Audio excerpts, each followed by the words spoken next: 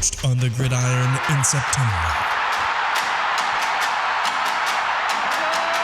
Perfected in the magic of March. Again, rebounded by Indiana.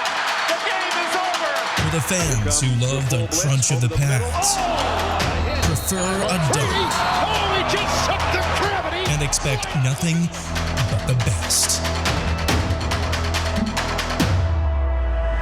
It's Bigger Ten. Here's Steve Dace. And greetings. Welcome to this week's Bigger Ten here on Bigger Ten. I'm Steve Dace. He is Aaron McIntyre, my co-host but never partner. Good to see you, my friend. How you been? Doing all right. What a weekend of college football that was. Yeah. Incredible. And then there was Iowa. But we'll get to that here momentarily. You ready to go? With the You Big bet. Five on Bigger Ten, let's let it roll. And we begin with what looks like it's going to be the only marquee victory in our league for at least a few weeks, because a lot of this league is not very good.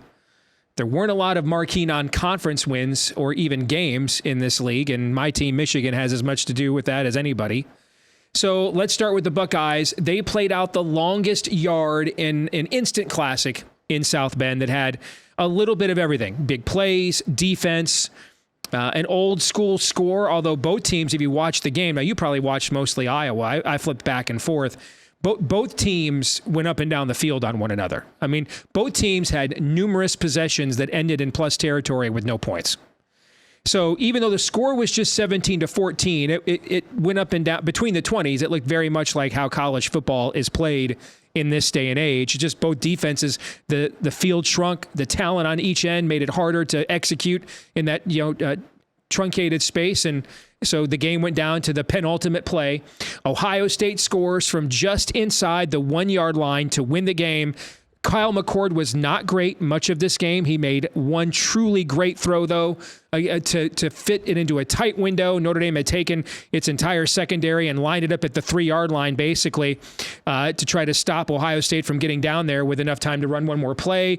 And McCord fit it into a very tight window. He had the one great throw when he needed it the most, and Ohio State goes on to win the game. But as great as the game was, Aaron, all the talk has been about the aftermath of the game. It was discovered that Notre Dame had 10 men on the field for not just the last offensive play for the Buckeyes, but the last 2 offensive plays for the Buckeyes. Just completely inexcusable.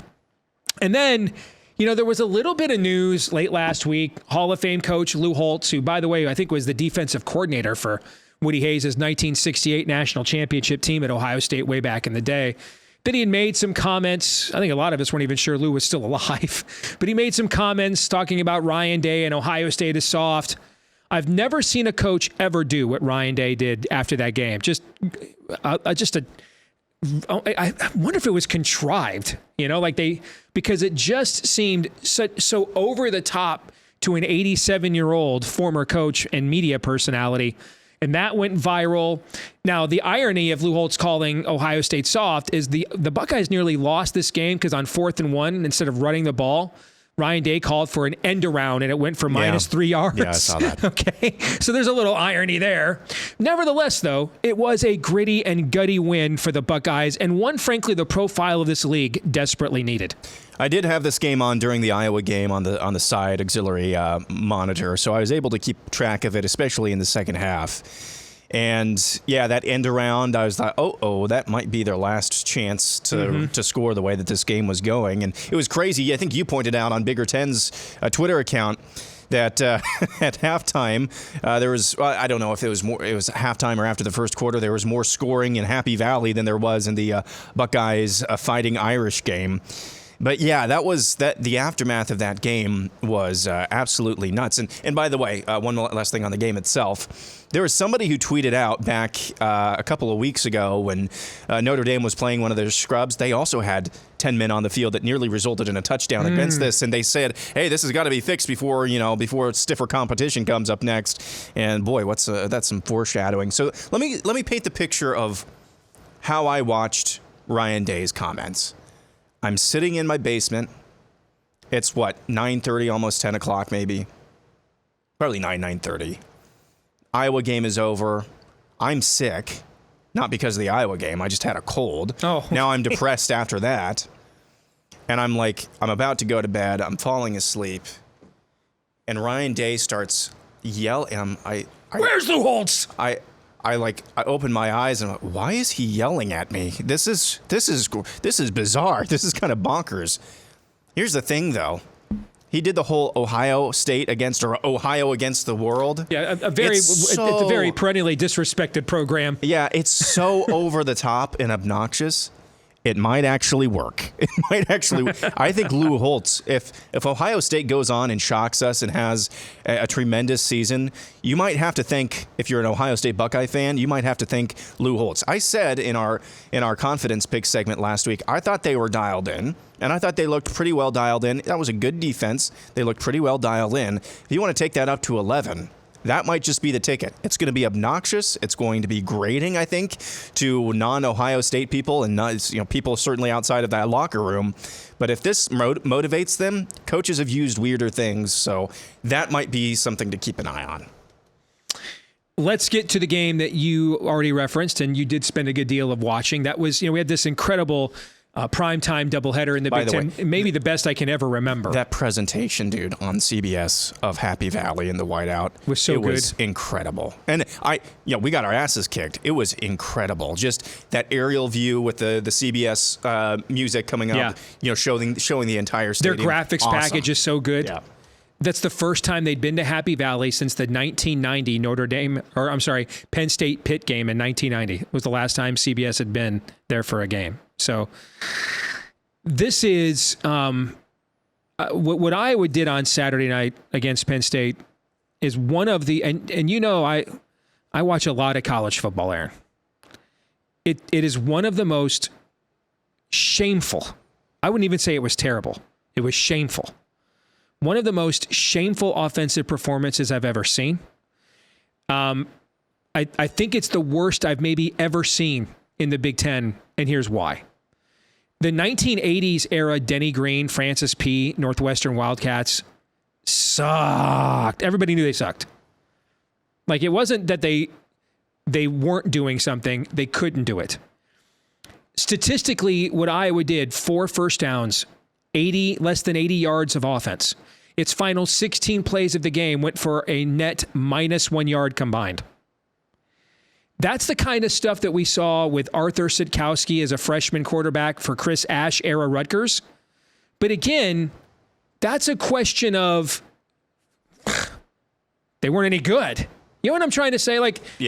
Nothing was expected. Those were all teams picked last in the Big Ten.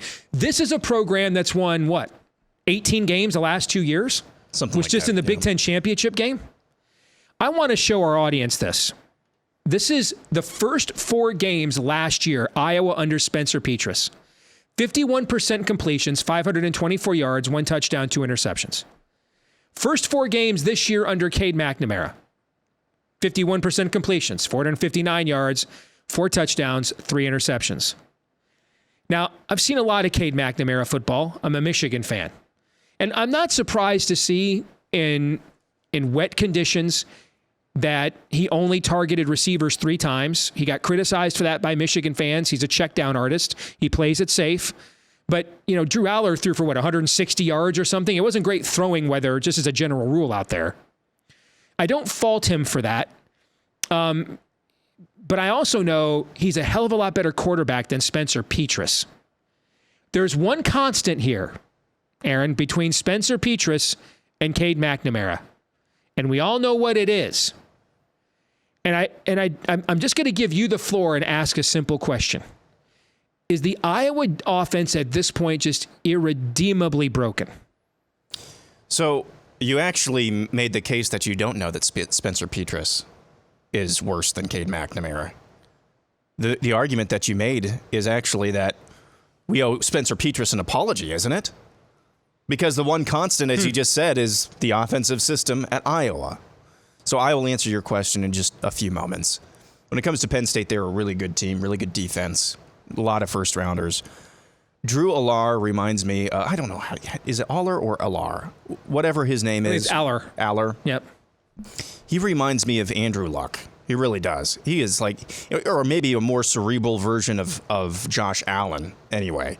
Just so you know, if you're not an Iowa fan, you're maybe not versed in this, but going back to Norm Parker, who is no relation to the current defensive coordinator, Phil Parker, their entire philosophy on defense is the bend but don't break philosophy, but they really mean it. They will give you dink and dunk plays all the way down this field under the theory that in college, most quarterbacks are not going to be patient enough to dink and dunk all over you. Drew Aller did that 3-4 times, maybe 5 times on Saturday night. So hats off to him. I mean, yes, he's got weapons around him. Yes, he's got a good coaching staff. Yes, he's got an offensive line. But you still, as a quarterback, you still have to be patient and play within the offense, and he did that. And so hats off to him. Really impressed with him. I know you said only hundreds. That's all that he really needed to do. He was on time and accurate the entire night. I wasn't busting on Drew. I was just saying it wasn't like. Oh no, I didn't take conditions it like for like throwing. No, I wanted it out. That's all. No, I wanted to just say as an Iowa fan watching him play against a very good defense, very very impressed. I wasn't trying to respond to you. When it comes to Iowa and putting these stats back up. There were times, I don't know how closely you watched this game, Steve. Cade McNamara on a broken play or a play that did nothing. He would get up off of the ground, and he had this look on his face. And the look on his face, from my vantage point, was, what is this? What is this? Like a WTF? Yeah, what is going on here? This is cursed. And so the answer to your question is yes, it's irrevocably broken. It's so odd, too. I don't know what exactly happened. 2020 was the COVID year, so there's always going to be an asterisk next to that season. But Iowa did very well offensively that season. Did very well offensively. Again, COVID year. Here's how they started the 2021 season. Indiana at home, they shellacked Indiana 34-6. Went on the road in the rivalry game. I remember that. I went to college game day with my now wife. They won 27-17. Kent State at home, 30-17 or 30-7. Colorado State, I think that was Jay Norvell's first year, 30-7. So, they're not like putting up Michigan versus these teams or Ohio State versus these teams numbers, but that's pretty respectable to be expected from Iowa. Then they go on the road at Maryland, a sold-out game in College Park. I remember that. 151-14. You think we're rolling. We got things going here. Came back home. You're the number 2 team in the country, or maybe number 3 team in the country. Yeah, you were number 3 team in the country. You win 23-20 against Penn State. You're ranked number 2. And then what do? The next 2 games, they lost to Purdue, unranked Purdue, 24-7. Lost to lost to Wisconsin, 27-7. And that was when the offense got broken. I don't know what happened since then. I would like to say that there is some correlation, and I do think there is some correlation between the departure of the strength and conditioning coach Chris Doyle back in the offseason of before the 2020 season and the culture, but there's something that's broken within the offensive culture. Now, the team culture, I'm sure is still fine, but the offensive culture is one of, well, we're Iowa, we suck. That's what I'm seeing out there. And you just can't fix that in one campaign, or maybe with one coach. Because at the end of the day, I'm old enough to remember where talking heads in the Iowa sports world would say when fans would call the Fire Ferentz after a disappointing showing from X, Y, and Z, mostly the offense, call for the firing of Coach Ferentz. Well, be careful what you wish for. You are Iowa after all. Or at least that was the implication. I love that we're actually now able to have standards like saying, well, this is really, really bad now. This is egregious. This is terrible. So, yes, we don't want to be Georgia. We know we're never going to become Ohio State or Georgia. Okay? What we would like is just some improvement. I thought before this game, Iowa, compared to last season, was improved. If only improved in the sense that a stomach flu is better than dysentery. Okay? We're not even getting stomach flu now. We're not even getting stomach flu. We're stuck on dysentery, which is what you saw on the field on Saturday night. Facts. It's embarrassing. It's just resignation now is what I'm feeling. It's just in a different context. You have this concept of accelerationism. Whereas let's just support the cause or support the whatever that will get us closer to the inevitable nihilistic end of whatever this is. I'm now an accelerationist when it comes to Iowa football. I would be fine. I know they won't because they have a Charmin soft schedule the rest of the way. I would be fine if their offense looks this putrid the rest of the season. Because then at least we'll have some answers. And it's a damn shame, but it's not a surprise that somebody like Kirk Ferentz, who deserves an immense amount of respect, I do not think he is finishing his career well with Iowa. And we'll talk about this more in our confidence picks tomorrow, but I understand why the line this week. Would it surprise you if Iowa came out and 50-burgered Michigan State? It would surprise me a little bit, actually, given how bad their offense actually is. I would be surprised, yes. But if it was 30-0 Iowa, I would not be surprised. Yeah, no. something like that. But I understand why the line was steamed up to where it is now, and again, we'll talk about that more. But I would be fine if they look putrid again, because even winning is not good enough. If it was 7-0, that's not good enough. If it's 10-7, that's just not good enough. That's not cutting it. So I'm an accelerationist. This has to change. This just has to change, and it's not changing. I mean, we just putting a bow on this. You're watching the Petrusing of Cade McNamara, who led a college football playoff campaign for your Wolverines. The thing that I find fascinating about this, too, is that the offensive line has struggled the last couple of years. Run blocking is still not where you want it to be. And it looked like it was turning a corner a couple of weeks ago. Well, the last time Iowa had truly dominant offensive lines, it won the Joe Moore Award and was a finalist the next year. Who was the offensive line coach? Yeah, it was Brian Ferentz. It was Brian Ferentz. Yeah. And so, ironically, we would be better off if he was still at the line coach. Correct. Position. So he's not a good offensive coordinator. You've not really replaced him as your OL coach. I don't know. Here's why I don't lay the entire blame at getting rid of Chris Doyle, is because there were a couple of I don't know if this was the same. It wasn't the same season. It was 2019. Iowa just shellacked. Wasn't Amon-Ra St. Brown on that USC team when Iowa shellacked them in the Holiday Bowl? Just laid, and they looked good offensively. It was 2018 or 2017 when Iowa woodshedded Ohio State. What did they do the very next game? They laid a complete egg. I think they got one first down against Wisconsin the next week. So this is kind of an issue offensively that transcends Chris Doyle. All right, let's move on. Let's talk about the two-time defending Big Ten champion, Michigan Wolverines. And we got into this on Michigan podcast, so no need to belabor the point. But is it just me, or do they kind of look like what we saw the last 2 years? Certainly the box score did. That looked like a Michigan boa constrictor performance. Just never in doubt, led by double digits most of the game. Defense just gave up virtually, maybe one big play and then nothing the rest of the way other than that. Offense with 200 yards passing, receiving. That looked like what, the brand of football we've seen Michigan cruise to the Big Ten the last 2 years playing. Yeah, and I think maybe, I know the offense kind of scuffled a little bit more after this, but you might have to thank Rutgers for that 69, 70-yard touchdown reception. It must have been a busted coverage or something like that. First pass of the game, because two guys fell down. Yeah, I think that probably woke them up because Rutgers came in and kind of did what we expected them to do, and they were throwing the kitchen sink at Michigan, and I thought, hey, this might be a competitive game, but I think Michigan woke up in the second half, turned it on in big fashion. I watched this entire game, and it was I think the analogy used is appropriate. It was a boa constrictor because it was maybe a few minutes into the third quarter, halfway through the third quarter. It's like there's no chance for Rutgers whatsoever. They're not letting up whatsoever. So I would be encouraged if I were a Michigan fan. I would say going into this week against Nebraska, a little bit different of an offense. Heinrich, Harburg. I know we're not talking about Nebraska on the rundown.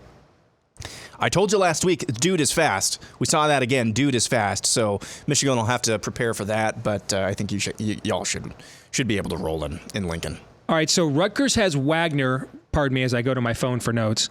Rutgers has Wagner this weekend. They're going to win that game, obviously. That would get them 4 wins. Yep. All right. Tell me if you see 2 more wins on this schedule for them to get to bowl eligibility. At Wisconsin, Michigan State at home, at Indiana, Ohio State at home, at Iowa, at Penn State, Maryland at home. Let's see. So Indiana is on there. Yep. So I have to think that's a win. I'm looking when the Wisconsin game is. It's the following week after Wagner. Okay. And it's in Madison. Why is Google spitting me out results from 5 years ago? Because I want to see when Wisconsin plays Ohio State. And of course, my app. When does Wisconsin play Ohio State? I don't know. It's the week after Wisconsin. Because that could be a Ohio sneaky State goes to Wisconsin game. the week after Penn State, so it's not until later in October. Okay, so that's not. So that's probably not a win. I guess you would maybe try to eke one out against Maryland. You've got Michigan State at home too. Michigan State as well. Can you win? If you're Rutgers, can you win 2 of these 3? Maryland at home, Michigan State at home, at Indiana. Yeah. At very worst, it's a coin flip. With their running game and defense, yeah, I think they can win 2 of those 3. Yep. Yeah. All right. Speaking of Maryland, we haven't given them any flowers yet. Let's do that. So Maryland gets its first win in East Lansing, Aaron, since 1950. Was the last time Maryland won a game in East Lansing. Michigan State was number 1 in the country at the time. It's also the first time since before World War I. 1913, Aaron, is the last time that Maryland started a season 4-0 and won all 4 games by more than 2 touchdowns as an average margin of victory. That hasn't happened since 1913. Where are we at with the Terps? Because here's the thing. Who's the middle class in this league? Who is it? Like right now, maybe Wisconsin is, but they lost at Washington State, though that doesn't look as bad as it did at the time. But, someone's got to be like the 8-4, 9-3 team in this league, because it kind of looks like everybody's going to be, we're going to have 3 teams, 11-1 or better.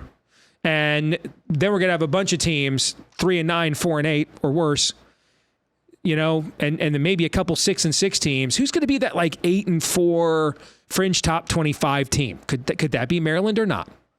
I think it potentially could be. I mean, they're going to go. I think they'll meet up with Ohio State at 5-0. And looking at the rest of their schedule, we're having kind of the same conversation we just had about Rutgers. Could they beat Illinois? Sure. Could they beat Northwestern? Sure. So that's 2 more wins. So we're looking at 7 wins.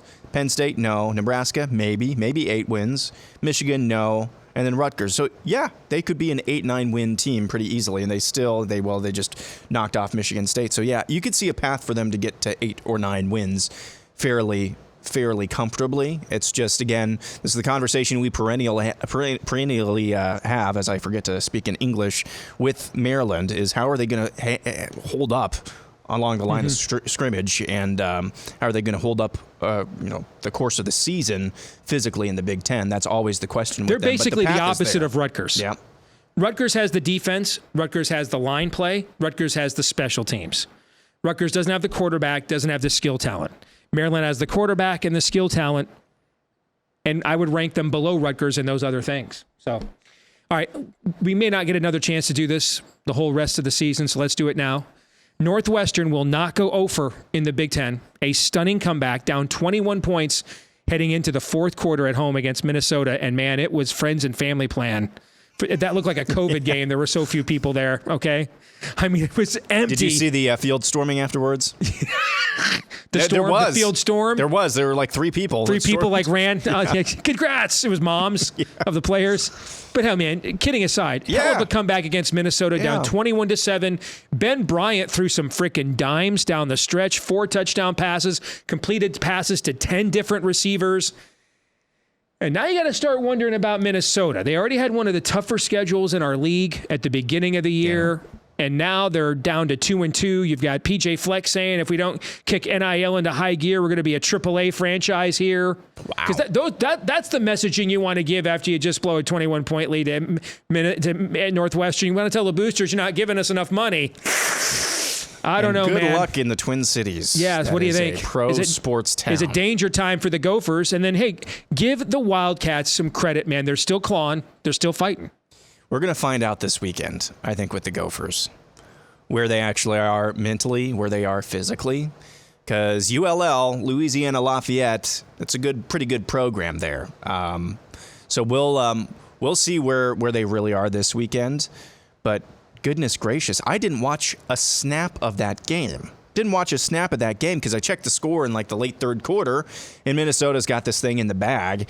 I look up on the drive on BTN, and holy cow, they actually won that game.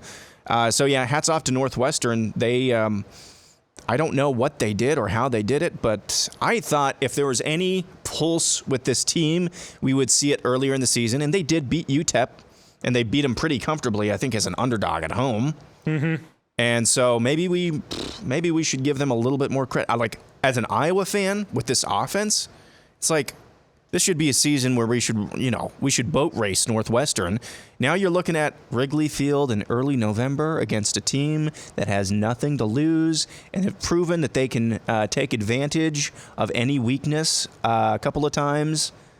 Now I'm starting to, they have my attention. So, again, hats off to Northwestern and Braun, the coach there, for circling the wagons once again. All right, let's do this really quick with Minnesota. Tell me if they're at 2-2 right now. Do you see 4 more wins on this schedule? Louisiana at home, Michigan at home, at Iowa, at Michigan or Michigan State at home, Illinois at home, at Purdue, at Ohio State, at Wisconsin. Man, you're closing with Ohio State and Wisconsin.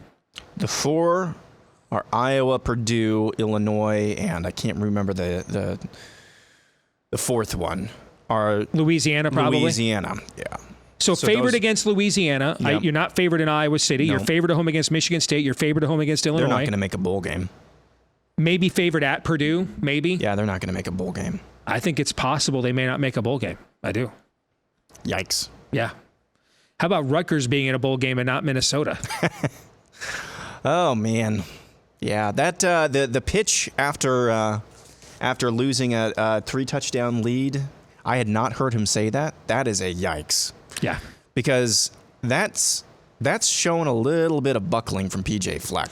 That also may be showing that I might really be looking at that Michigan State job, that all those rumors are out there right now. Because, yeah, well, yeah, there's that too. Because what you're saying with that is the players that I recruited and they think I'm a Pentecostal youth pastor aren't getting the job done for me. That's a yikes. All right, we'll come back. Let's play Would You Rather in a moment.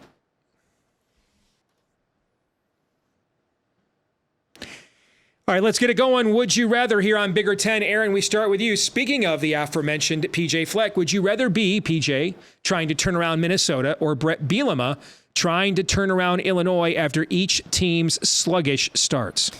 I think I'd rather be Brett Bielema, and this was maybe a little harder for me before the conversation we just had about PJ Fleck and some of the rumors swirling about his maybe desire to take on East Lansing. So I'd rather be Brett Bielema. Again, he knows how to recruit this region. We've been through all of that before. He's proven he can actually win at Illinois as he did last season. Lost a lot, so he's rebuilding this season. But I'd rather turn around Illinois at this point, and especially at this point of the season. I don't know how you'll go into the locker room after losing a large lead at Northwestern and try to rally the troops, but we'll see. This one's for you. Well, one other way, Minnesota's got to turn it around, and they still have to play Michigan and Ohio State. Yeah. Illinois doesn't. Yeah, so, there's that. Would you rather cheer for the team, if you're an Iowa fan, would you rather cheer for the team to crater this season or hold on to the hope they can somehow improve? I would do the latter. Here's why. We're bringing Oregon and Washington into this league next year. If you want to win the Big Ten championship, forget that. If you want to be in the Big Ten championship game, you're going to need 4 of these 5 teams to not be top 10 teams all in the same season. All right? Michigan, Ohio State, Penn State, USC, Oregon. Or actually 6, UCLA. You need 5 of those 6 teams to not be in the top 10 all at the same time. That has happened only twice in the last decade, Aaron. I looked it up, and one of them was a COVID year. the odds are not high. That's just to make a Big Ten championship game, and that's not counting Wisconsin or Michigan State. I really think every team in the Big Ten West, we're not going to have this unbalanced schedule where you're going to play the slate of teams in the West, and you're just wondering what 3 teams we get stuck with out of the East. That's going to be gone. Although I am actually warming up to the idea, if we're going to bring these 4 teams in, to put them all in a West division. Yeah. And stick with divisional play. I'm kind of warming to that idea, even though the leagues aren't going to do that, though. The goal now is to build the strongest resumes possible to get as many teams in the playoff as you possibly can. Okay. And so I just think if you're a Big Ten West team, man, I mean, I'm going in, all in to get to Indianapolis this year, because I just don't know how often I'm going to be able to have that, whether it's Indianapolis or maybe Pasadena. They're talking about Vegas now too. Wherever the Big Ten championship game is played, I just don't know how often teams like Iowa, Michigan State, Wisconsin, these are solid top 25 perennial programs. I don't know how often they're going to be able to say they can get there under the new configuration that starts next year. So I would not toss this year aside whatsoever. All right, for you. How do you think they're going to end up configuring this? If you had gun to your head right now, I think that you'll be given 2 or 3 permanent rivals, and then they will try to make it that you play as many teams home and home as possible, similar to what they just did. Yeah, I think that's what they're going to try to do, and I think that some teams will not have that many permanent rivals. Some teams will have, like Iowa had 3, I think, in the last configuration. Mm-hmm. I just think the odds that you're gonna be a top 10 team if you're Iowa or Michigan State, the odds you're gonna be a top 10 team, and 5 of those other 6 teams are not going to be top 10 teams. And I'm not even counting Washington in there because they've actually been down until recently. I think that's really, dude. As a Michigan fan, I'm asking myself how often we're gonna get there. Hell, it's not going to be easy at all. Actually. You're going to see teams like Michigan, USC, who are going to be routine playoff teams. Penn State in the new configuration, Aaron, and they're going to maybe get to the Big Ten championship game once or twice a decade, because that's how hard it's going to be, I think. Yeah, the trade-off for that is that you're hoping this is kind of made up in the new 12-team playoff, but that's, I mean, in what world are you not a? Even an expanded playoff really doesn't make up for the fact that you're not going to. No, because here's what you can't do. You can't go back and look at the years that Iowa would have been one of the 7 highest, because that's what they're going to do now.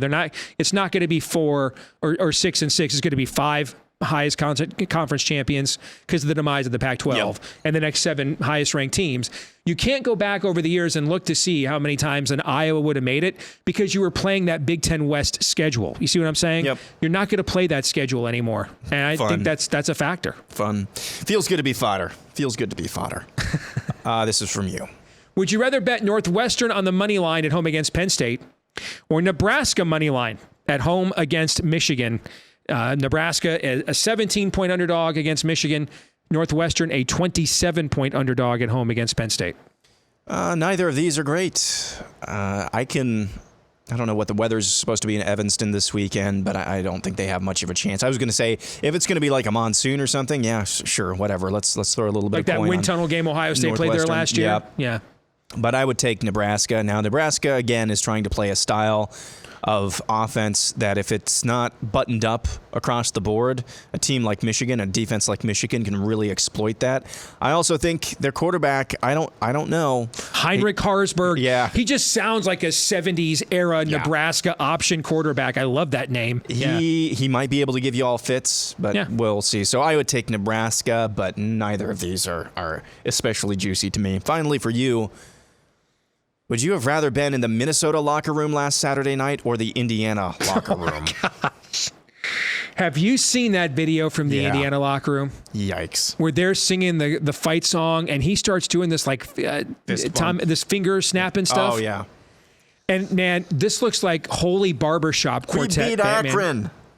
It's one of the whitest things I've ever seen in my life. Okay. Yeah. A lot of uncomfortable looks in that. And there's, dude, was it number 20 in the corner of the screen? Do you see that guy? Yep. He's like looking around. He's like, hell no. It's hilarious. And the camera kept panning to him too, which made it even better. Oh my gosh. I would much rather do pouting than cringe. Okay. Cringe, that the Indiana thing. And if you watch that game against Akron, I did, yeah. Aaron, they were way outgained in that game. They should have lost. Akron missed a 32-yard field goal.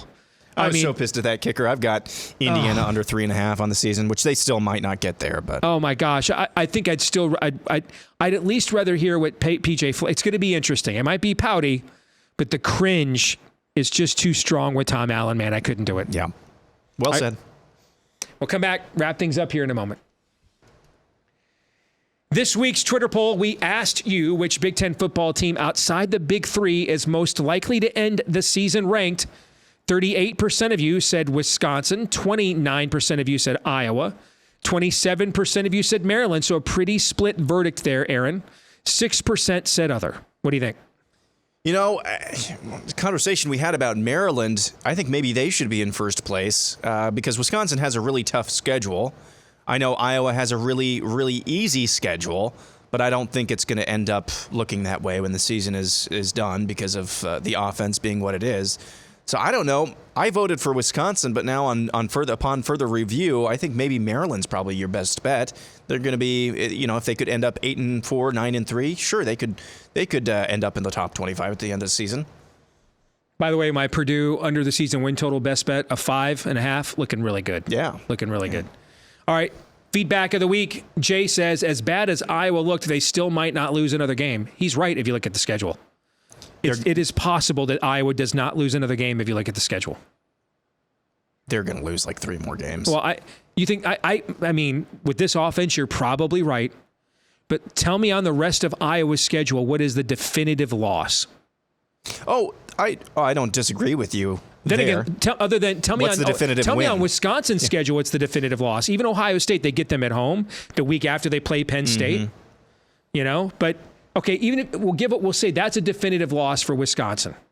What's the second definitive loss for them? I don't know. I don't know either. Yeah. I don't know what the definitive win for Iowa is. Well, that's the flip side for if you're getting 4 first downs. Yeah. What's the definitive win? Fun, super happy fun times. Point great. I mean, if you don't score, there's no definitive wins either. That's true too. Oh, Gallows humor, isn't it the best? No. I'm a lifelong Detroit Lions fan, brother. I know it well.